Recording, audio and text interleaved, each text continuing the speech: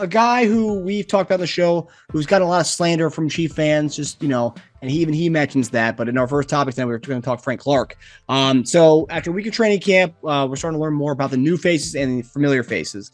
And we got to see a little bit of a slimmer Frank Clark over the last few weeks. He took to the podium to discuss a variety of things.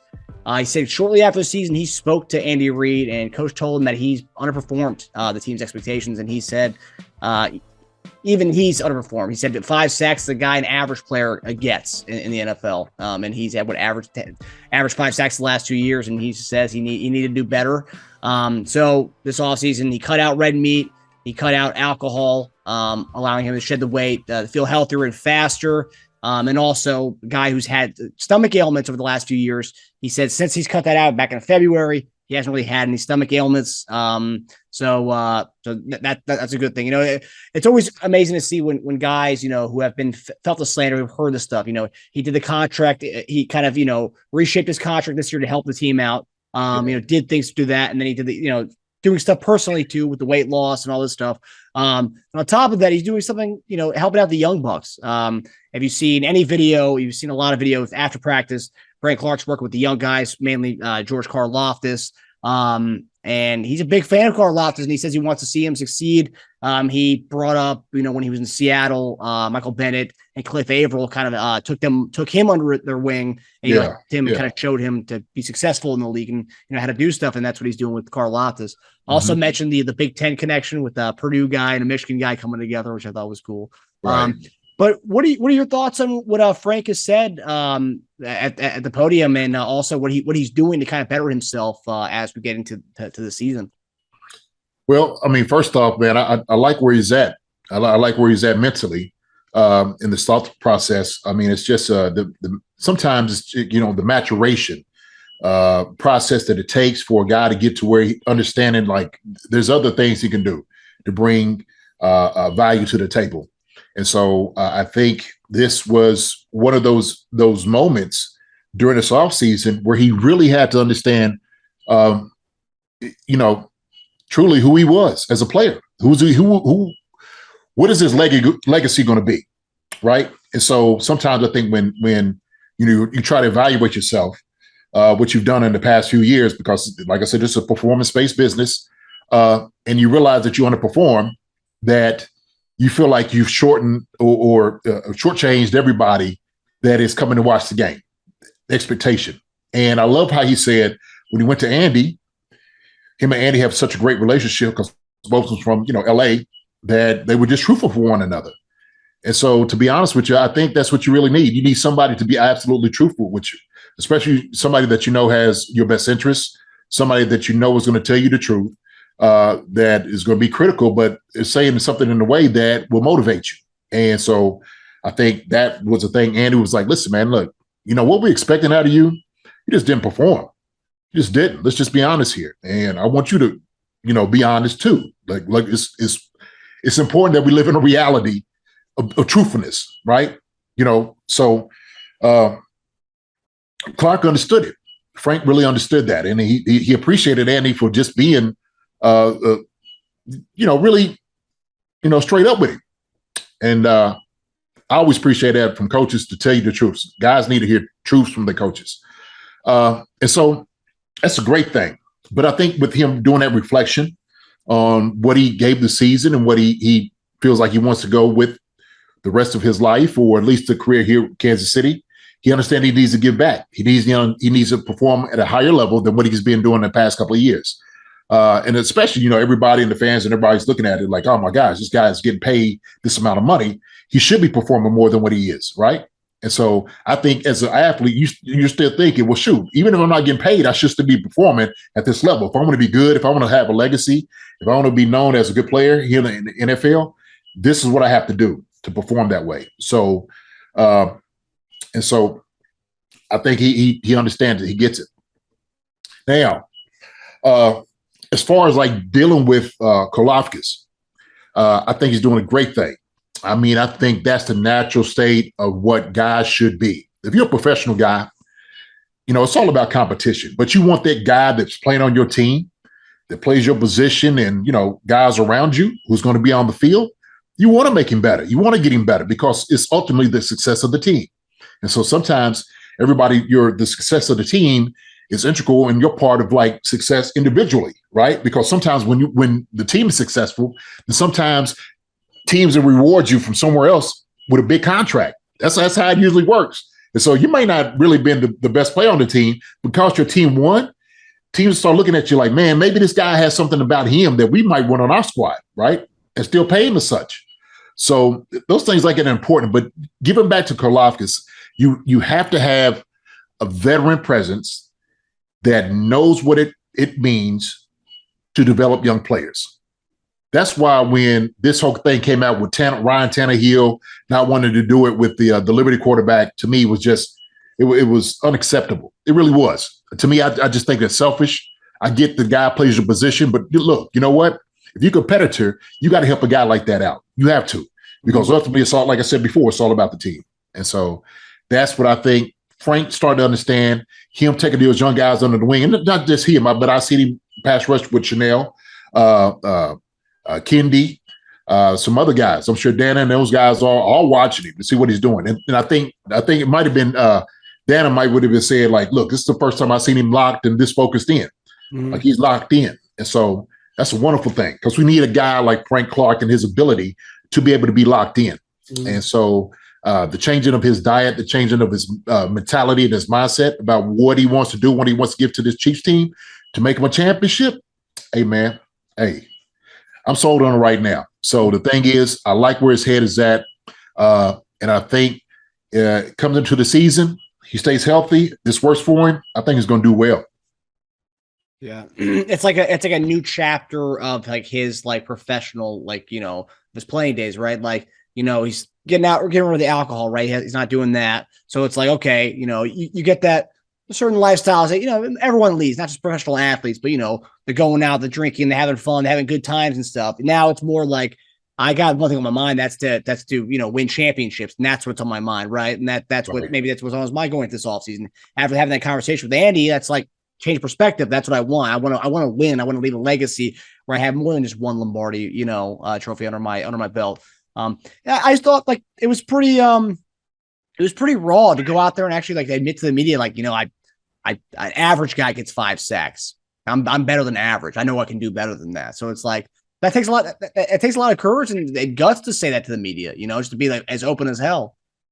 Yeah, well, shoot, but you can't hide. I mean, everybody knows. Like, look, hey, man, listen, we know what your numbers are. Mm-hmm. So, you can say, hey, look, I had a great year last year, and hey, I didn't get this amount, and you know what, next year is going to be a better year, but I did a great job. And look, nobody's fooled. We watched the performance last year, and it's good to be open and honest about what you're lacking in. There's nothing wrong with that at all. Be vulnerable, and and let everybody know. Look, man. Matter of fact, the ones that's going to excoriate you probably are going to be the ones that's like, look, they're going to be on your side when you just like, look, I get it. I wasn't that guy last year. I hadn't been that guy for the past 2 years, but I've changed what my routine about what I'm doing.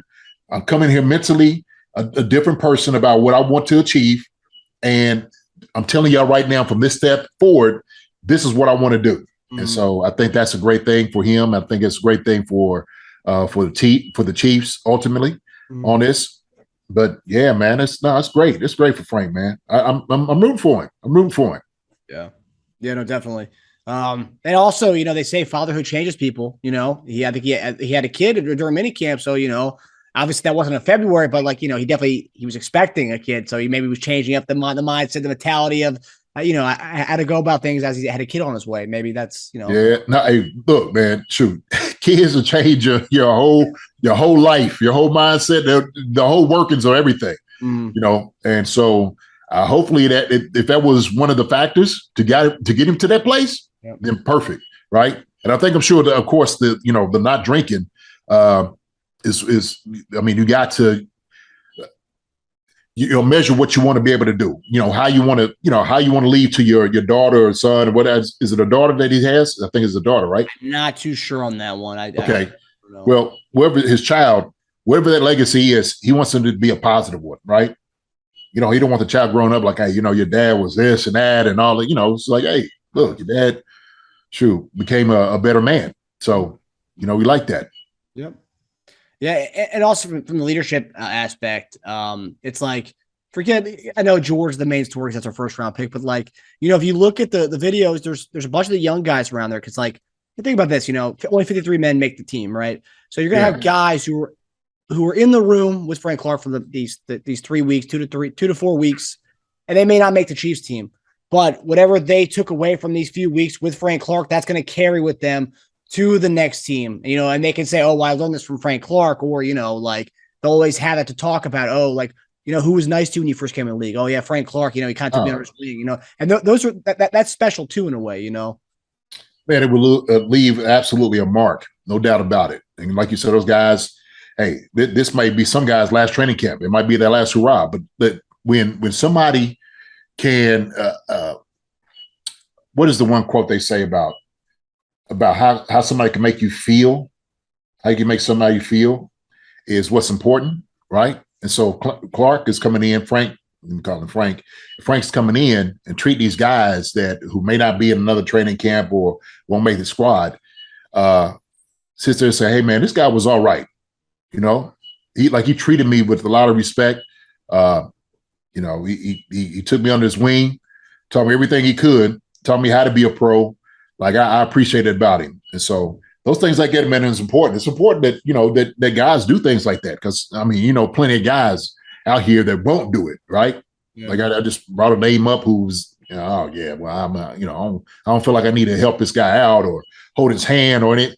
Oh man, well shoot, if that's the case, you ain't a very good teammate then. That's the way I look at it, right? Nobody's saying you have to, but just as a football player and as a person, as a teammate, that's what you should do, right? I mean, so that's how I feel about it. Most guys, I think, would agree with what I'm saying, especially professionally. I know they would. At least guys I know I play with are like that. And guys that don't want to do that, to me, hey man, that's top notch a-holes. To be honest with you. So, yeah. No, it's interesting too, and you never know too. And I know it's a little different situation, but I was watching that Derek Jeter documentary on ESPN, which I think people should definitely watch that. But with Derek Jeter, no one knew when he was this young guy, no one knew how good he was going to be, right? So when he goes to their AAA team, he goes up and like says a comment to Andy Pettit, "Oh, like you look like somebody I know," and Andy Pettit just kind of like Andy Pettit, solid MLB pitcher. Yeah. Kind of like snubs him and like, telling a story again, he's like, yep, I big leagued him. I guess that's a thing that some bigger guys will do. They'll kind of like, like stub their nose at the younger guy. Like man, that's, what do you get out of that? A chuckle, a laugh. Mm-hmm. You felt like you owned him. But I mean, I don't understand that, so I don't know, man. We know we got people like that, on this planet. That's to me, that's insulting to a guy, especially a guy who's just trying to make it, where you had to do the exact same thing. You had to come through the same road. My thing is, why don't you give the best quality that you have to people as opposed to the worst? Yep. So if you got treated with that way, this is what I don't like about it. So if somebody treated you like trash and dirt and big league you and stuff like that, why would you want to turn around and do it to somebody else after how it made you feel? Why would you want to do that to somebody else, right? That's what I don't understand. To me, it seemed like somebody was like, look, you know what? I'm not going to treat a guy like that. Yeah. A guy just coming in who's trying to make it, who's trying to eat, who's trying to make the team. I'm not going to treat him as such. Yeah. And so guys like that who get treated terribly, don't pass the hate on. Don't pass that on to somebody else. You know what? Change it up. Yeah. Switch it up. Let's make it a better place, so our world just needs more of that, man, because we see too much of it, man, of the other thing going the opposite way. Yep. Just bad behavior, respect and dishonesty and all type of things, man. It's just a mess out here with, dealing with that. Yeah.